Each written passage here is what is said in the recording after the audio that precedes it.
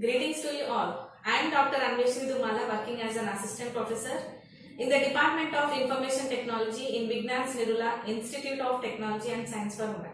So today we are going to discuss the concepts in mobile IP. So in this third unit we are going to see mobile IP. So in starting we are going to see what is IP, that is Internet Protocol. Why do we require this mobile IP?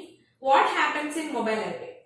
So the contents of this third unit are, so first we are going to see the fundamental concepts like OSI reference model, TCP IP reference model, UDP, ICMP protocols. Next one we are going to see mobile IP. Under that we are going to see what are different goals for this mobile IP, what are different assumptions that we have to make in order to use this mobile IP, what are different entities and what are different terminologies that are used in this mobile IP. Later we are going to see how this internet protocol packet is delivered. Under that, so in this IP packet delivery process we have three phases. One is agent discovery, second one is the registration process, and the third one is actual data transfer. Right?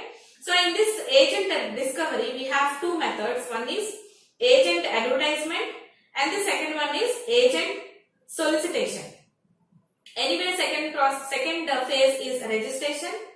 Third one, that is data transfer. In that phase we have different techniques for tunneling and encapsulation of the data. So in that we have three different methods. One is IP in IP encapsulation. Second one is minimal encapsulation, and the third one is generic routing encapsulation. So after finishing all these phases in the process of IP packet delivery, we are going to see what are different optimization techniques and also how we can optimize the routing of this IP packet. Next one, we are going to see the reverse tunneling process. Finally, we are going to see what is Internet Protocol version 6. Okay, so in the introductory concepts we are going to see IP, that is Internet Protocol version 4. So why we have come to the next version, that is version 6? What are the advantages of this IPv6? What are the disadvantages of IPv4? Finally, we are going to compare this IPv4 and IPv6. Next one, we are going to see DHCP protocol, that is Dynamic Host Configuration Protocol. Now let's go into the topics. First one, IP. What is meant by IP? It is an internet protocol. So this protocol is used in the network layer of TCP IP reference model. Right? So initially this internet protocol is designed in such a way that it supports the fixed devices that are connected in a wired network, and they can communicate with any other device that are connected to this internet. Right? So whichever the device that is connected in the internet and whichever the device that wants to communicate with any other device in the network, it should have a special number or special address. We are calling that address as an IP address, Internet Protocol address. It is a 32-bit address. If we are using Internet Protocol version 4, that means it has 32-bit address. So in 32-bit address, few bits will represent the network ID and few more bits represent the host ID. So network ID means by seeing that network ID bits in the IP address, we are able to tell to which network this device is connected. So by seeing the host ID, we are able to uniquely identify that particular device in that particular network. Right? That is the whole purpose of the IP address. Right? For example, if it is class A IP address, among all the 34 bits, 24 bits are allocated in order to represent the network, and the remaining 8 bits are allocated to represent the host ID. Right? is specially designed for the fixed devices in a wired network. So can that particular IP internet protocol, can it be used in this wireless devices? Obviously not, because in that default internet protocol, it does not support the property of mobility. That means all the devices are fixed in one network. They are not moving from one network or one place to the other place. So obviously in this wireless network, the devices should have, and they will have the property of moving from one location to the other location, or from one network to the other network. Fine. So to support the mobility property, we have made some enhancements to the existing IP address, and that enhanced IP we are calling it as mobile IP. Right? So mobile IP is an enhancement for an internet protocol. So it is an IETF, that is Internet Engineering Task Force Standard Communication Protocol, specially designed to support mobility without changing an IP address. Why we are saying without changing an IP address? See, by seeing the IP address, we are able to tell to which network it is connected, also its identity. So if it is changing from one location to the other location, obviously its IP address should also change, right?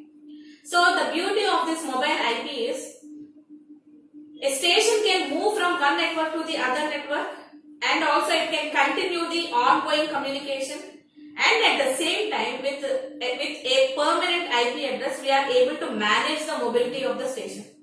See, this is the interesting part of mobile IP. Next one, what is the need for mobile IP? The internet protocol addresses are designed to work with a stationary host, that is fixed host. That means they cannot move, because part of the address defines the network to which the host is attached. So a host cannot change its IP address without terminating ongoing sessions and restarting them after it acquires a new address. Right? So finally, how can we define this mobility property? So mobility is the ability of a node to change its point of attachment while maintaining all existing communications and using the same internet protocol address. So nomadicity allows a node to move, but it must terminate all existing communications, and then it can initiate a new connections with a new address. So it is opposite to the mobility, right? So we have some design goals of mobile IP. So the first one is to transparently deal with the problems of mobile users. Second one, it should make sure the size and the frequency of required routing updates as small as possible. Because if the device is moving from one place to the other place, obviously its current location should be updated in the routing tables that are maintained at the router, right? So here our design goal of mobile IP is to see that the size and the frequency of required routing updates must be as small as possible. Third one is to make it simple and implement mobile node software. Okay, since we have made some enhancements to the existing internet protocol, we should make sure that it is very simple and it should be implementable, right? So fourth design goal is to avoid the solutions that require mobile nodes to use multiple addresses. Okay, though the device is moving from one network to the other network, we should be able to manage the mobility with a single permanent internet protocol address. Right? So the next one, requirements to mobile IP. So we have different requirements that has introduced this mobile IP. Right? So first one is transparency. So mobile end systems should keep their IP addresses. There should be a continuation of communication after interruption of link should be possible. So point of connection to the fixed network can be changed. There should be a transparency. So though a station is moving among different networks, still it should maintain a single internet protocol address. Right? So next one is compatibility. So compatibility means it should be compatible with the other protocols that are already in use. Okay, so it should support the same layer 2 protocols as the existing internet protocol does. So no changes to current end systems and routers should be required. Right? So initially we are maintaining or we are using some end systems. So if some new application is coming, it shouldn't demand for the new devices. So whichever the application that we are using, it should support the existing systems. Also, it should support the future coming systems. Right? So the next one, mobile end systems can communicate with the fixed system.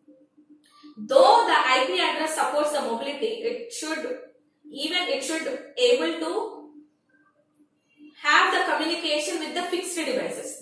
So the communication should be among the fixed devices, or between the fixed device and a mobile node, or between mobile nodes. Okay. Next one, security. So in GSM architecture we have seen it, right? So whenever the device or a station moving from one network to the other network, right? So if it is moving among different networks, so its subscription details are authenticated by authentication center that is maintained at mobile switching center. Did you remember that? So in the same way, here also it should provide the authentication of all the registration messages. So what is this registration? The device is moving from one network to the other network. So this initial network we are calling it as a home network, and whichever the new network it is moving to, that new network we are calling it as a foreign network. So whenever it enters the foreign network, it should register first, and all its details should be updated at the home network, right? So there should be a authentication of all the registration messages. So next one is efficiency. Only little additional messages to the mobile system required, right? So there shouldn't be a message flooding in the network. So it should be as efficient as possible. Next one, scalability. Scalability means it should support worldwide mobile systems in the whole internet